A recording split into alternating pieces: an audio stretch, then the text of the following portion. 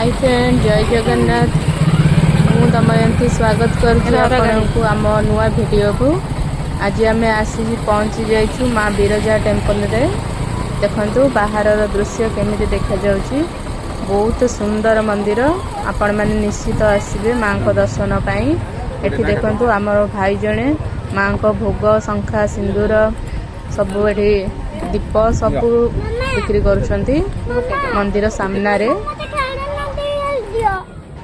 तो मुझे दीपटे नेली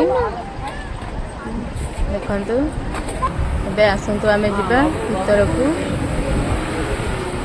प्रथमे बाहर आमे जूता बाहर रखिबा, तापरे हाथ गोड़ भल से धोई मंदिर को तापरे एंट्री करिया। देखंतु एठी समस्ते केमिति हाथ गोड़ धोई कि तापरे जाई कि मंदिर को एंट्री करछंती। सेट दो अरे सेट दो त्रिशा एबे देखंतु भल भाबरे हमको एठी त्रिशा को बहुत मजा लगे गोड़ धोइया पाई। तो सेठी बाघ फेस हेची तो सेठी पाई ताको बहुत मजा लगे। आसंतु आमे भीतर को एंट्री करिबा। एठी फास्ट एंट्री मांकर। एबे आमे भीतर को देखंतु एंट्री करिबा। दी साइड रे नन्ना माने बसचंती जो माने पूजा नै कि आसंती मां को पाई। नन्ना माने तांकटू पूजा नै करिकि मां को पाखरु तांको दियंती। देखंतु भीतर केते मां कर भक्त माने सब बेले मां को पाखरे भीड़ होता है। आ एठिकर मान्यता जी भी जो मनस्कामना करथांती तांकर पूर्ण होंदी। आ माता सतींकर 51टी शरीर खंड करथिले विष्णु को सुदर्शन चक्र रे। सेथि मध्यरु एठी मांकर नाभि आसी पड़िथिबारु एठी मध्य नाभि गया भी मांकर उपस्थित अछि। तो देखंतु एठी आम दीप स्टैंड प्रथमे दीप आम एठी लगेबा। मु प्रथमे बहुत डरुथिली जे समस्ते मु शुणिची मालिकारे भी अच्छी जे कली शेष एठी भैरव बाहरिबे आउ एठू ही सब आरंभ हबो। तो बहुत डर लगुला सब शुणिकी तापर आसिकी मां को दर्शन कली। मां तो बहुत करुणामयी दयामयी आ बहुत भल लागिला। आउ मु तो प्राय प्रत्येक गुरुवार आसे मंदिर।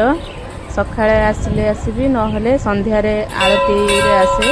एठी देखंतु एठी भोले बाबांकर टेम्पल।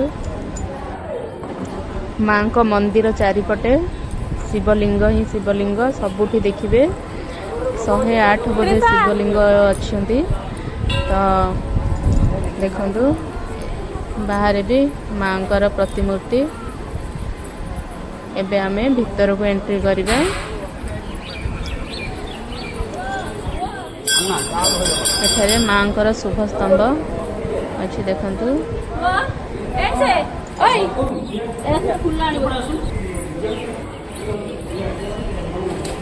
त्रिशा बहुत खुशी अच्छी। से मंदिर आसिले बहुत खुशी हो जाए। आपण माने जानी थिबे आग वीडियो रे केमिति खुशी होतला भोले बाबा को दर्शन करी। देखंतु भीतर दृश्य केमिति। तो एपटे अच्छी आमर विश्राम घर। जो मैंने बहुत दूर रू आसती से मैंने ये विश्राम करती। तो बहुत भल लगे बसिया पाई आ बहुत ठंडा भी लगे बहुत शांति भी लगे। आपण माने केबे आसिले एठी निश्चित विश्राम करिकि जिबे। 5-10 मिनट बसिबे मां को आराधना करे बहुत बढ़िया लगे। एठी मां कर बळी काठ देखंतु। आसंतु एबे आमे भीतर को जिबा। देखंतु मां को पाखरे सब बेले ही भीड़ थाए। आसंतु आमे जिबा लाइन रे जिबा। त्रिशा आसिकी प्रथमे छिड़ा हो जाइछि। देखंतु मां को दर्शन करंतु। चेष्टा करबी आपण मानकु पाखरु दर्शन करिया पई। बोधे भीतर को मोबाइल एंट्री नाही तथापि चेष्टा करबी आपण मानकु दर्शन करिया पई। मां